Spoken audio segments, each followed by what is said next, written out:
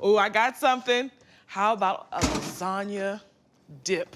I use the already cooked lasagna sheets, fry it, and use that to dip the lasagna dip with. Oh, this is gonna be great. This is gonna be great. I'm starting off with the bell pepper. I'm just gonna dice this up pretty finely.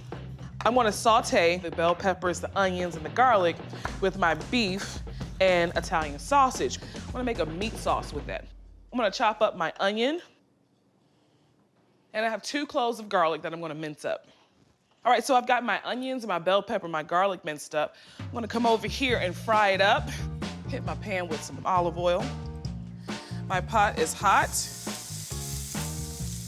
Grab these. A little salt, help soften them up. The smell of something good starting, I tell you, as soon as oil hits garlic and onion, just unlocks all of your senses.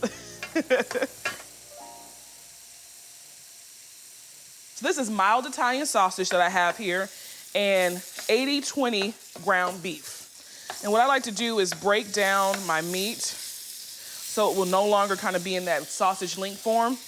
It smells incredible in here. And my favorite part of lasagna is this stuff, the meat, the cheese, and the ricotta. I mean, I like the pasta, but if I could just eat the meat and the cheese, that's what I want to do. So my meat has browned. Now it's time to build this sauce. I have some leftover pasta sauce here. This is about 6 ounces of tomato paste. All right, I'm just gonna add just a little bit of water. I'm gonna eyeball it. Of course, we gotta season it. Some salt, pepper,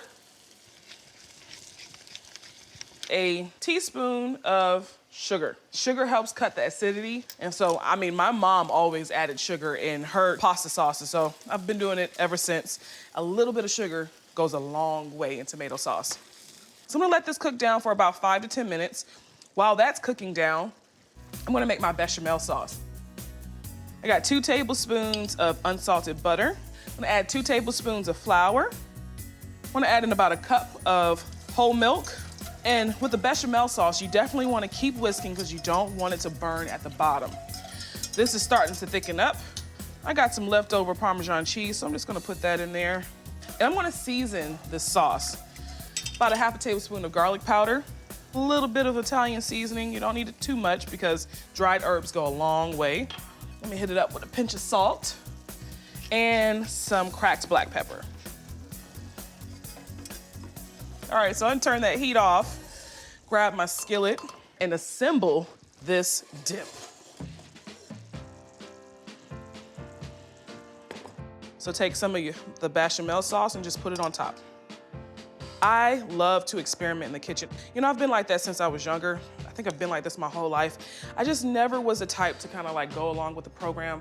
I've always wanted to just do my own thing and kind of like go against the grain. Add it on the corner just like that. I'm getting all of that. All right, I got some whole milk ricotta here that I had in my fridge. I'm not gonna do anything special to this. I'm just gonna dollop it right on top.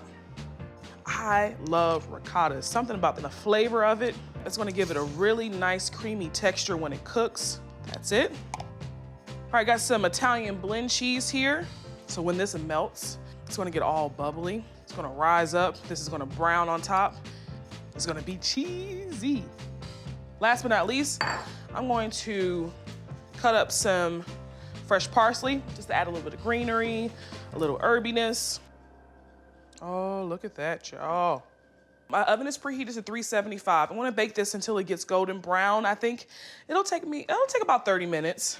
And I also, because I know how my lasagna likes to spill over, I have a sheet pan at the bottom there to catch any of those drippings. Got some lasagna sheets here. We're gonna make lasagna chips. Let me grab my dip. Oh, y'all. All right, let me grab a plate.